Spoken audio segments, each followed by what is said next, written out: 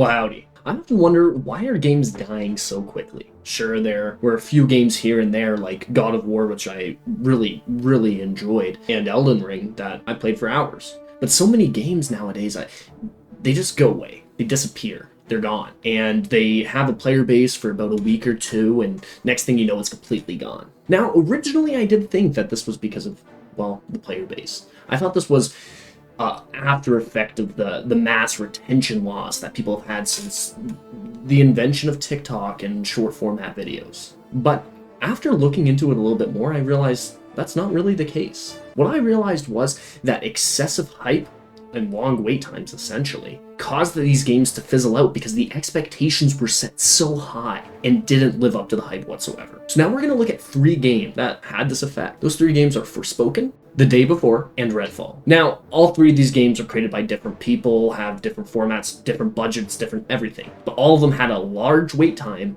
and a very high or somewhat high production cost. They also had high marketing campaigns. And to get a bit of a comparison of why I think it's this excessive hype setting unrealistic expectations, we're going to look at 2 games with low expectations. Those games being Lethal Company and Dave the Diver. Now, sure, these games didn't have a big team, they didn't have the money that was there, but they also didn't do any campaigning and were just as successful. And I believe it's because of word of mouth. There were no expectations for this game other than the player's actual feedback. The player's actual feedback matters 10 times more, and that's what got people coming in and compare it to those other 2 games. Let's get right into it. Firstly, we're going to be talking about Forspoken. Now, Forspoken was produced by Loomis Productions using the Loomis engine. But more importantly, what brought a lot of hype to the game initially was the fact that Square Enix was the auxiliary to Loomis Productions. Now, if you're unaware, Square Enix is very well known, and at the time was very well known for the production of Final Fantasy 15, which was a huge box office success. So when they heard that they were headlining this game, hype was sky high. Not to mention, at their E3 trailer, they had promised great parkour, great character development, and unreal graphics. So when the game launched on January 24th, 2023, everyone was incredibly excited. And let's not forget the fact that they spent over $50 million in marketing leading up to the game. This was half of their overall production budget. Every single person that was in the gaming atmosphere at that point had heard about Forspoken and its release date. And a lot of people went ahead and instantly pre-ordered the game. On launch day, over 2.5 million people played the game. And everybody was playing it. Streamers, YouTubers were making videos about it. So the game looked like it was going to continue to rise. And for the first week, it really did. It went all the way up to around 3 to 4 million, close to that 4 million mark. But surely the game would have a complete collapse. Wrong. Absolutely wrong. The game's hype didn't amount to what it ended up being. They had made a few promises that they couldn't keep up with, and the main of which was the main character was dreadful. Did I just do that? Well, definitely with my assistance. I did not just do that. We did. I just moved shit with my mind. Perhaps our connection has somehow awoken some abilities. You could have used any emotion to convey anything: nervousness, fear, happiness, so many different things that you could take advantage of in that scene, yet you chose the most bland, just boring bullshit. Hell, if she's getting paid however much she's getting paid, I'll fucking do it. I can do that. Did I just do that? Did I really just do that? Now, don't get me wrong, I don't mean to just shit on a voice actor, and I don't know why they let that go through. That's not necessarily on her, as they let that pass, which shouldn't be the case. Regardless, this wasn't the only issue the game had. The game had performance issues, especially for PC players. A lot of people couldn't just play the game, or they would have game-changing bugs that would make it impossible to play. You look like you were miles away. I was deep in very serious thought. Now, don't get me wrong, like I said earlier, games are gonna have issues. It's inevitable. But when 2 of the 3 things that you said were gonna be great were lackluster at best, that's a huge issue. And even for the visuals itself, a lot of people had texture issues too. So it's like 0.5 of 3 you got right. And even then, I wouldn't even call it 0.5. Now, let's be honest with ourselves. For those who have played Forspoken, was the game really that bad? Yes, the game was pretty bad, and especially for a price tag of $70 million, the game did not live up to the hype whatsoever. But you also got to keep in mind, hype set expectations. And when your favorite streamer or YouTuber in the social media age goes ahead and says, oh, this game's shit, this game's terrible, especially the characters were terrible, but they say that it was bad, 90% of people are going to completely drop off, not want to play the game, and some will even write negative reviews without even touching the game. It's something to think about. Not to mention, a lot of people don't think of hype as having a negative connotation as well. When everyone and their mother is sitting there and saying, this game sucks, this game's terrible, this game's not worth it, it sets a new expectation for those people. When they look at the game, all they're gonna see is the negatives. Now, they didn't do themselves any favor. Loomis Productions, that is. The game came out with a lot of bugs. They should have never let the voice actor do what they did, and they should have changed that throughout the entire process. But if you play the game now, and you're not thinking about those things, which it's hard not to, the game actually isn't that bad. It's similar to an Infamous or an Assassin's Creed. Two games that did very well. They just weren't in that social media age with all the hype and also a $50 million marketing budget. If this game didn't have the hype it had, I feel like a lot of people would have played it. Sure, would a lot of them still be unhappy? Absolutely. With a $70 price tag for what it is? Yeah, no. But it could have changed the whole situation if they didn't spend half of what they spent on the actual game on marketing, which is just ridiculous. And the game, as a financial aspect, completely failed. It can only be assumed due to the fact that Loomis Productions ended up folding back into Square Enix after the fact.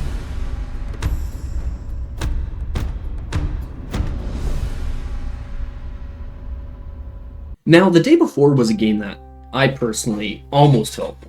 Almost. I didn't buy it. But what it promised was an open world MMO with survival mechanics to it, also PvE and PvP. It was supposed to have a rich storyline and immersive world, and through all the trailers, it looked pretty great. I myself love zombie games as a whole. I love open world games, and I love survival games, so this was kind of just something that really attracted me.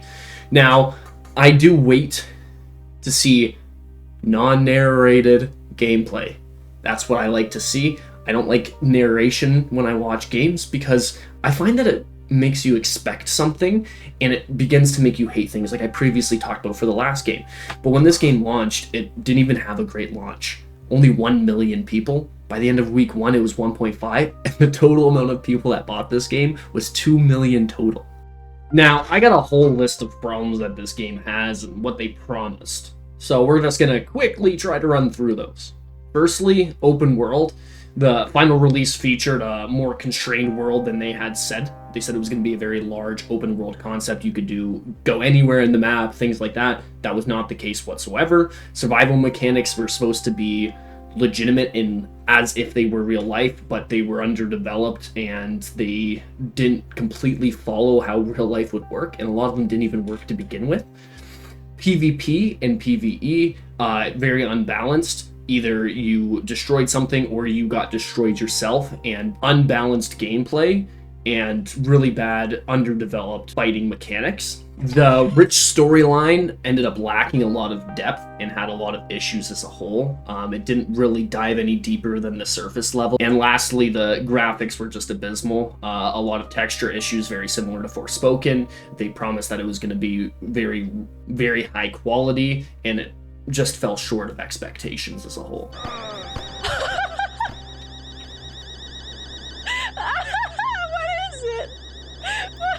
Now, The Day Before has a special plot in hell. It was nothing that it was meant to be. There are so many jokes and memes about it. It's kind of crazy at this point.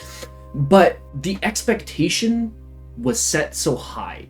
Its ingenuity was high. And it ended up just becoming an extraction shooter, which is exactly what I'm talking about when you have expectations and then the reality. You know, these expectations were set, and sure, they did something completely different. So you could say, well, this doesn't count as expectations being there, but that's literally what it is. The expectation was this story-driven, open-world survival, and it ended up becoming an extraction shooter. which is absolutely ridiculous. And people hated it. I mean, hated it. IGN gave it a 1 out of 10, and we're just gonna have a quick montage of all the fucking negative comments.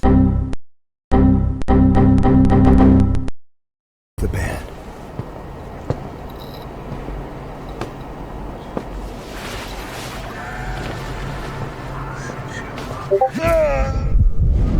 Now, this game is a little bit different from Forspoken, just because it's not like the expectations were high and you were getting the game you were expecting, but they set expectations of what the game was, which is kind of even worse if you really think about it. We're told that we're going to get one thing and we get something completely different. Now, this game failed on all aspects, and if they hadn't run trailers saying, hey, we're going to be making a open world, story immersive, zombie survival MMO, if they didn't say that and said, hey, we're making a zombie survival extraction shooter, would this game have had a different perception? For sure, because people were paying for something that they thought was neat. They thought it was something that was a completely different concept as a whole. If they didn't set the expectation of what the game was going to be and then release it without saying anything else, the game probably would have done okay besides the fact of all the actual issues they had. But those were just exacerbated because the game wasn't even what it was supposed to be. This is a broadcast for the people of Redfall. Find a weapon. Defend yourselves. Going up.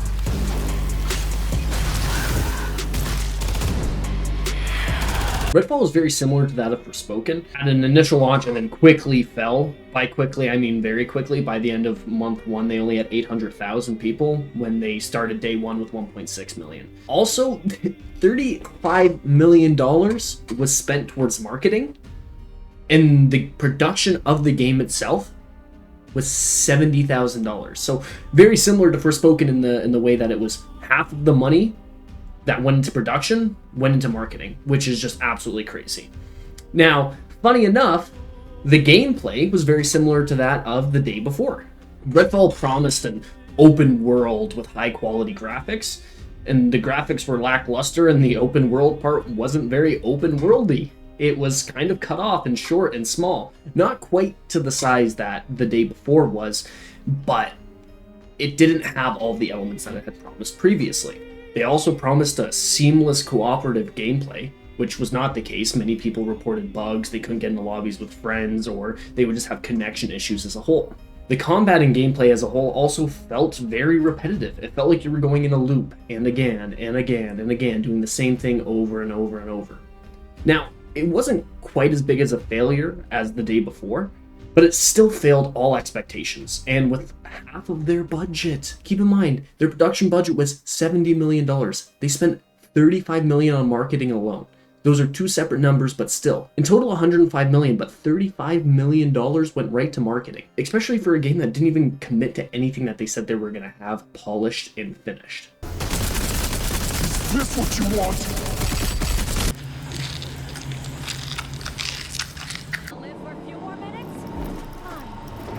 Now, I'm kind of flying through this one just because I think I'm starting to get my point across. Production budget, $70 million. Marketing budget, $30 to $35 million. Half of what they're spending on the actual game. A lot of false promises made. Game ends up being shit, and it takes about a year to fix it. That's kind of what happened with Forspoken, and that's what happened with this game. Recent reviews are relatively positive. People are saying that the game seems somewhat fixed, but the issue is, why are they sitting here promising that this game is going to be polished and look good and look great and all these things, setting the expectations sky high to have to take a year to fix it?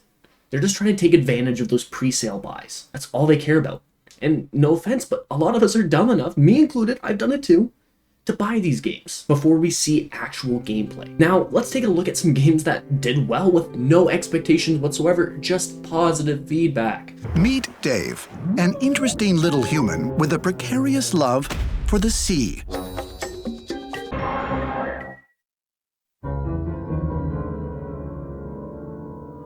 Now, I'm not going to sit here and deep dive into these games as a whole. All you really need to know is that these games were incredibly successful, and I bet you guys have probably heard of both of them. They both made lots of money, they both had very small teams, and they both didn't market very much whatsoever. And I think that's what makes them so perfect. There was no anticipation. There were no promises saying this is how it's going to be, and it's going to be spectacular, and it's going to be graphically the best game you've ever seen, and everybody's going to want to model up their game after ours. There was none of that. It was, you went in, you heard your friends talk about it, and you had your own thoughts and opinions on the game. Sure, these games were much, much cheaper than their AAA counterparts. And are either of them better than what those games could have been if they didn't just prefer marketing over actually making a good game? Absolutely not. But the expectations for those games were so sky high that they could never be met. If they kept a low profile, then released them, and I understand it's hard to keep a low profile and then release it with a $70 game. I'm well aware. But if they don't have streamers, YouTubers, whoever is around them telling them how bad a game is because their expectations were the same, those games would have done relatively okay. Besides the day before. That game's just a piece of shit. But this is an issue, though, within gaming as a whole. They would rather spend the money to get you to go ahead and buy those pre-order sales. Wait 5 years, build up all this anticipation, and produce a shitty game because you already paid for it. They make their money back. They're happy. And the gamers are just left unfulfilled. And it'll always be that way if your expectations are here. Now, is it on us or is it on them? A little bit of both. I think we take too much from what they're telling us and they're promising us, and I think we take it too literally, as we should, don't get me wrong. But nothing is ever going to be the way someone states, especially a big corporation that's trying to take your money. Should we always listen to our favorite streamers about how bad games are? Not necessarily either. They have their own opinions. Using their opinions as your own, what's the point of even thinking at that point? All I'm trying to say is, maybe if games spent a little less on marketing and we took things a little less seriously and a little less exact and don't get our expectations up, maybe games would be doing a little bit better and we'd see the growth of games because they'd actually want to work on them instead of just being pieces of shit that they never fix or they take a year and a half to fix. But that's just my thoughts. If you think I'm right, if you think I'm wrong, go ahead, write it in the comments. If you guys enjoy and want to see more random content, because I'm just going to be doing random things that I enjoy, like, subscribe, comment. You guys want to see me try anything in specific or talk about anything in specific? I'd love to. But have a good one.